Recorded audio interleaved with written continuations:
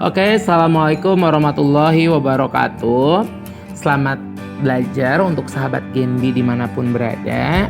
Pada kesempatan hari ini, Bapak akan menjelaskan mengenai ini, yaitu nilai ekstrim dari suatu fungsi. Nah, nilai ekstrim itu sering disebut sebagai nilai ekstrim mutlak ya. Di sini misalkan I adalah selang tertutup yang merupakan daerah asal dari suatu fungsi F dengan C merupakan elemen dari I.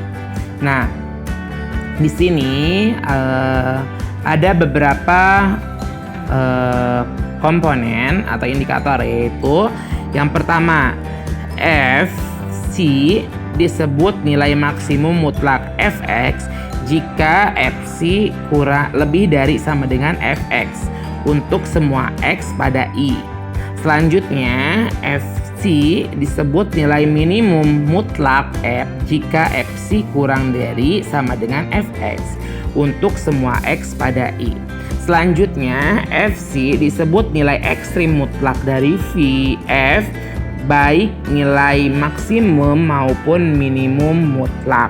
Nah, di sini titik dan nilai ekstrimnya itu yang pertama, Fc disebut nilai maksimum relatif jika terdapat interval terbuka f a, b dengan memuat C sehingga Fc lebih dari sama dengan Fx untuk semua X pada a, b. Selanjutnya, Fc disebut nilai minimum relatif jika terdapat interval terbuka a, b yang memuat C sehingga Fc kurang dari sama dengan Fx untuk semua X pada a, b. Nah, lalu yang terakhir Fc bisa disebut nilai ekstrim relatif dari V baik nilai maksimum ataupun nilai minimum. Selanjutnya, nilai F memiliki turunan di sekitar titik X sama dengan C. Maka yang pertama, jika turunan pertama X lebih dari 0 untuk X kurang dari C atau C, maka F aksen Fx kurang dari 0 untuk X lebih dari 0, maka F memiliki nilai maksimum relatif di C.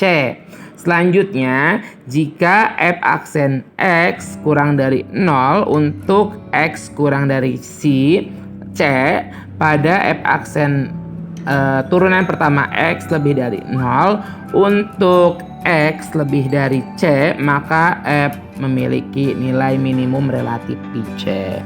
Nah, itu merupakan nilai ekstrim dari suatu fungsi. Selamat belajar untuk semuanya. Oke, untuk materi terakhir ini Bapak akan menjelaskan mengenai garis singgung kurva. Apa itu garis singgung kurva? Jadi garis singgung kurva itu garis yang terbentuk apabila titik A dan B itu berimpit. Oke. Nah, di sini gradien garis singgung kurva pada suatu titik dengan absis A adalah nilai turunan pertama fungsi di X sama dengan A. Oke. Nah, itu konsepnya ya yang wajib kalian pahami. Nah, di sini Bapak langsung kasihkan contoh aja. Misalkan diketahui fungsi Y sama dengan X min 1 per X kuadrat. Tentukan gradien garis singgung kurva fungsi tersebut pada titik potong kurva terhadap X. Nah, untuk yang pertama kita cari dulu titik potong kurva terhadap sumbu X ya, dimana Y sama dengan 0 ya. Berarti kan tadi tuh Y itu sama dengan X1 per X kuadrat. Tadi kan Y nya sama dengan 0, otomatis 0 sama dengan X1 per X kuadrat. Nah, berarti di sini 1 per X kuadrat ini pindah ke sini menjadi ikan min 1 per X kuadrat, pindah ke sini menjadi 1 per X kuadrat. Kok ini jadi X pangkat 3? Berarti di sini 1, berarti ini tinggal kali ini kan, X kuadrat dikali X pangkat 3, artinya X sama dengan 1.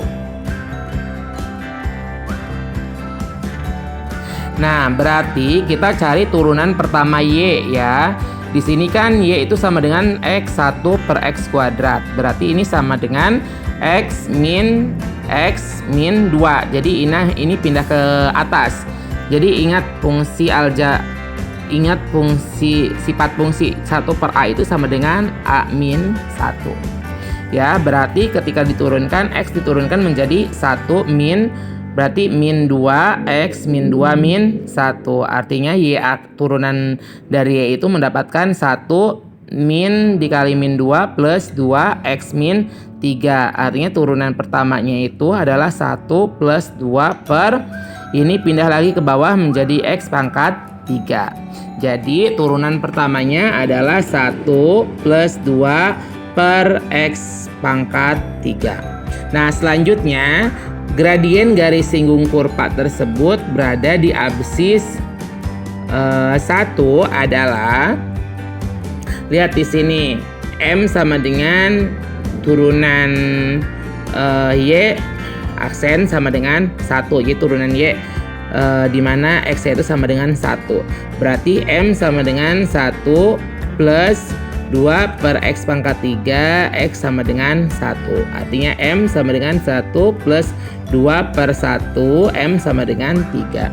Jadi gradien garis singgung kurva fungsi tersebut pada titik potong kurva terhadap X, yaitu di mana gradien itu sama dengan 3.